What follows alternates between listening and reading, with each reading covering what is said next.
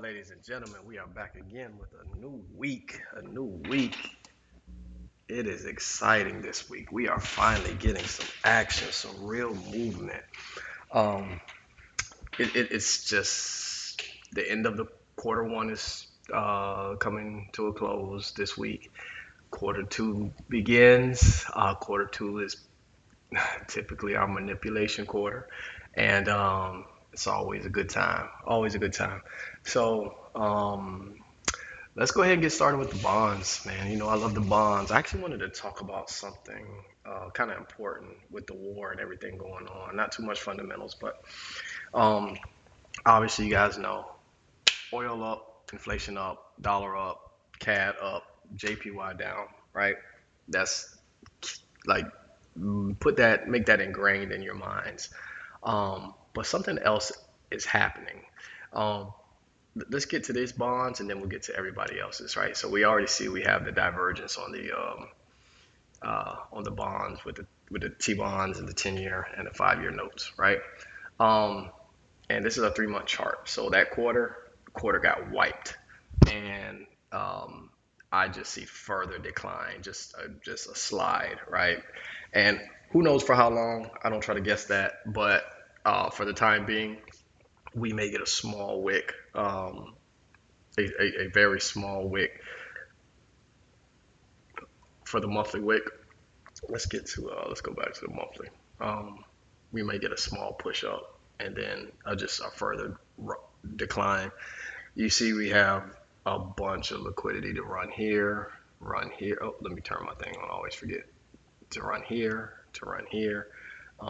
And this one is so heavy that it's already halfway ran it. And so we might just get a complete drop down to 106 area.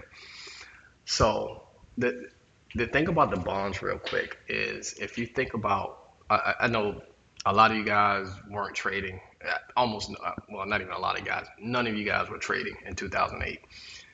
But one thing that's eerily similar to 2008 is that if you look at each country's bonds, I took a look at them yesterday, or today, this morning, early this morning. The US is at 4.5%, right? The UK is at 5%. That's the highest since 2008. Aussie's at 5%. That's the highest in 15 years. The New Zealand dollar is at 4.76%. That's a multi-year high. Japan is at 2.28%, which is 1999 levels. This means that every country is refinancing their debt. The US is paying 1.3 trillion a year in interest alone. But the problem is the debt is 30 times bigger than in 2008. It's going to get as nasty as you can imagine. As nasty as you can imagine. So all kind of black swan and all kind of hoopla is going to take place. Countries are going to they're going to be pulling stunts and blaming things on other countries. You're just going to see a chaotic environment. And I can't say it's going to be good for the market as a whole to bring us back to stability. But for traders, we only care about volatility, and you're going to have a lot of it. So, um, good luck to all the countries. May the best, you know, people do whatever they do. I don't know. I don't even know what to say, but let's get into the charts, man. Let's get into the charts. So let's start with Dixie as always. Man, let's see what we have here. So this golden level right here is what I wanted to see hold if we were going to push down, right? If we were going to continue lower, and obviously we couldn't. We did have a nice sweep here and then a close, and we could have said, okay, yeah, maybe we could get some action lower, but after we took 2025 low, it's been straight upside, especially last week. And this kind of showed me that the strength is right now is in the dollar. So if we come over to the weekly, the way we closed over the weekly, we swept the weekly and just ran up. I mean, really just ran up. It's supposed to be here. And let me close this because this is All right. I don't know why it's lagging so bad right now. Let me close all of this stuff.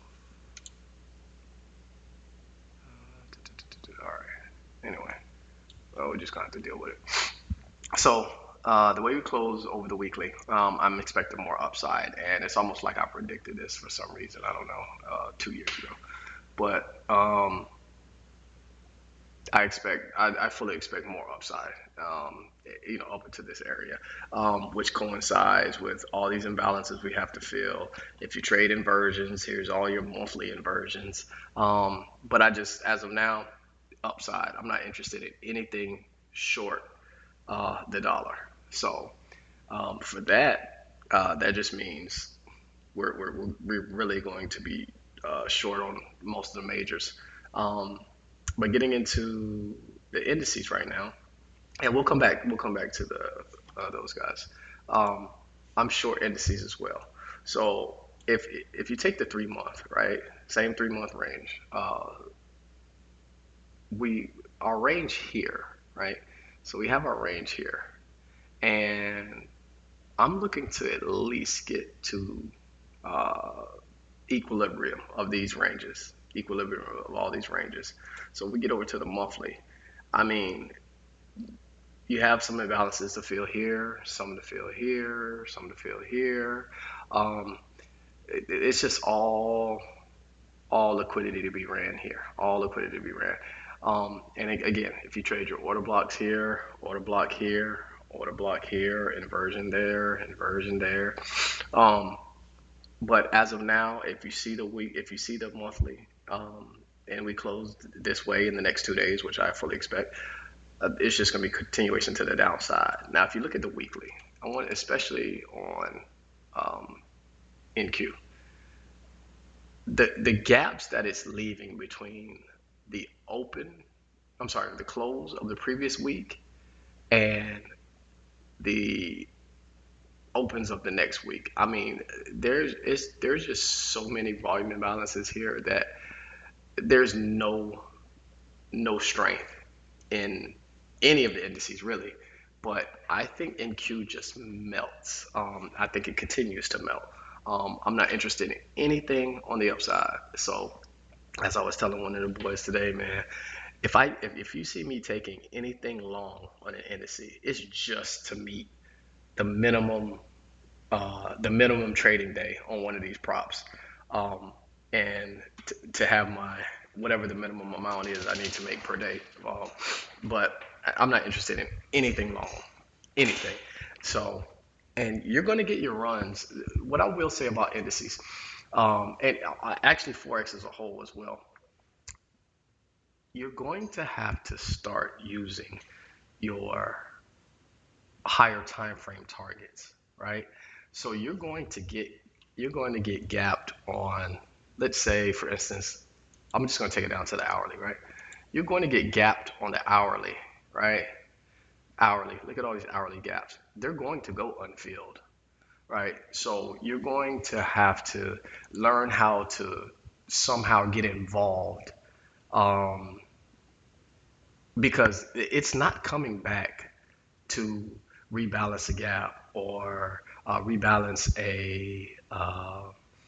any fair value area or whatever it is that you trade.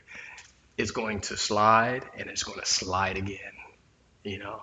And I think the only time you really see any type of rebalances is when they manipulate news or manipulate any type of headline.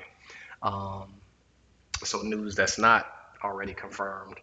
Um, but yeah, just be aware of that. So when you can find your entry, don't don't play the tick game. Don't play the 5 point game and those things like, oh, I'll get in when we hit 50% of this gap, or I'll get in when we retrace it. If it closes, if you have if you're trading the 5 minute, for instance, if you're trading the 5 minute, and I know I'm jumping around a little bit, but I just want you guys to kind of understand this. If you're trading this and you see a close here, for instance, right? So that's your close. Or let's say you're trading this order block or whatever, this CISD, and you get that close right here. right? On the 15, you're going to have some gaps right there. Is that a gap right there? No, that already got rebalanced. But even still, oh, this is even better on the 15. Let's take this one. So you get that, right? And luckily on this one, you got a chance to get touched right here. But you're going to see this close right here. Let's just pretend this was the actual close right here, or even this one. Let's say this was the actual close, but you didn't get a retracement back up there. That's your trade. As soon as that closes, man, take that. We're not waiting on retracements. You're not gonna, because look, once this thing slides, it's out of there, man. It's out of there. And can we use this one? This one? Yeah, that one came back up anyway. But anyway, you understand what I'm saying. So, I don't want you guys missing trades because of ticks. Trying to get some extra point, better RR, whatnot. Just let the asset do the heavy work. It'll run. Just get involved. All right. So let's go by. Let's go here. All right. Let's start with euro. So, all right. Euro actually has a very beautiful chart right now. So we snatched previous year high right here. Let me get over here. We snatched previous year high and we just sold off, right? So on the weekly, I thought we could get up in here and maybe take just rebalance this weekly gap negative, right? So this close right here, I actually love this close. Could we possibly get back up here? I just don't think so. We do have Powell speaking tomorrow, so maybe they throw us something and then we just we run up 1 or 2 days and then we decline here. But because I'm looking at this right here, right, and we start to close below, we're starting to get acceptance below here. I actually don't even want to see this gap hit. I would prefer this weekly gap get left open. Maybe we draw back up into this wick. So up here, even if we do take the high of the wick, previous week high, that's fine. But I would prefer just some here, do a little dance, and then we continue to sell off. And these are going to be big moves this week. Same thing for GU. We took the 2025 high, sold off, right? We have no strength to the upside, none here. So my first target here, look at this, all this liquidity get ran. My first target is here. My second target, we have another set of liquidity here. So let's see if we can see. What I have is this. So if we're looking at this, right? And if this is your, let's say, your head and shoulders pattern, your market maker pattern, whatever you want to call this, your market maker sell model. I would at least, at the very minimum, like to see us get back to this area, right? And so what do we have in this area? We have a little imbalance here. We have another slight imbalance on the monthly that's sitting right there, right? So we're going to continue to sell off here, and even in here on the daily, right under this area, we have a whole daily gap to a daily imbalance to rebalance. And this is just a continuing thing for.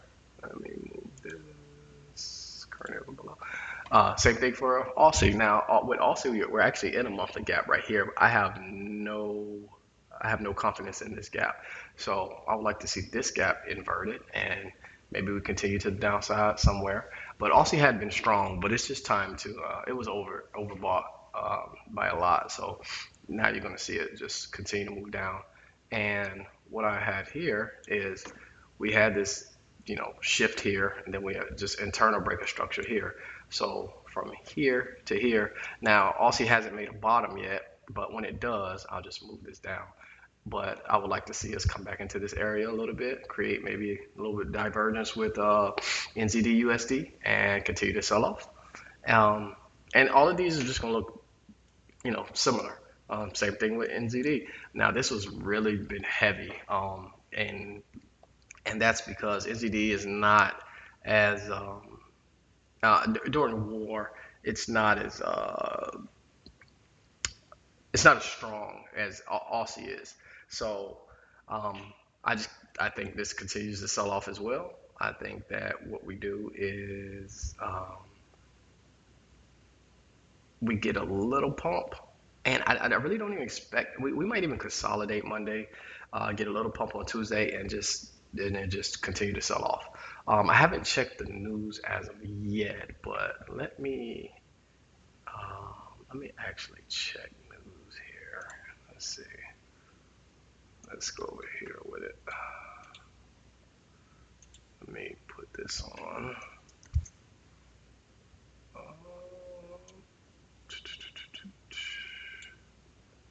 So we don't have any NZD news this week, but um, let's go to USD CAD. We do have some CAD news, though. Do we? Yes, on Tuesday. Um, but yes, I thought CAD might sell off a little bit. I absolutely hate this right here. I hate trying to even trade that because you never know when you can get wrecked. But I'm fully confident right now on CAD while the war is going on. Because listen, like I said, oil up, dollar up, CAD up.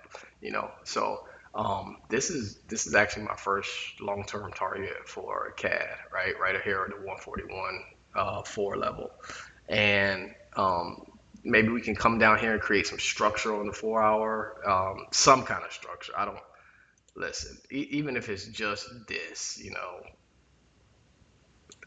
I just would feel a whole lot better than trying to trade that. You can't really base a trade off of that. Breakout guys can, and they probably ate good, but that's not. I'm not interested in that. But as you can see, we've had 5 straight.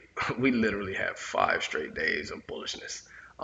So CAD is probably going to continue. After maybe get a slight pullback, balance one of these gaps, and then we just continue to take off. So same thing with USD Chef. Because the BOS said they might intervene, Chef has no strength, no strength. So we have 4 straight days of bullishness, and I expect that to continue. We have a multitude of liquidity right here to run through, and I expect us to do so. But I want to see the same thing, create some type of structure, and then take off. Um, and let's get to let's go to Bitcoin. Bitcoin is actually interesting, right? Let me go to weekly forecast. That's all I should have been doing anyway. Here we go. So Bitcoin, no strength, none at all. Thought we could maybe get up here and maybe rebalance a little bit, but after we sold off this week, we just did the same thing. Came up here, created a little bit of structure, continued to sell off. So we hit our first target. Here, and I expect the same. I actually expect the same thing here. I expect a small pump, and then we just continue to sell off. So on the daily, we have a gap we could fill here. We have another gap up here we could fill. So if I mark these out, oops, let's see where we are with this one. So I wouldn't mind seeing this gap get touched, and then maybe we continue to the downside. But this is getting ran, and you're going to see Bitcoin in the next 10 days below 60.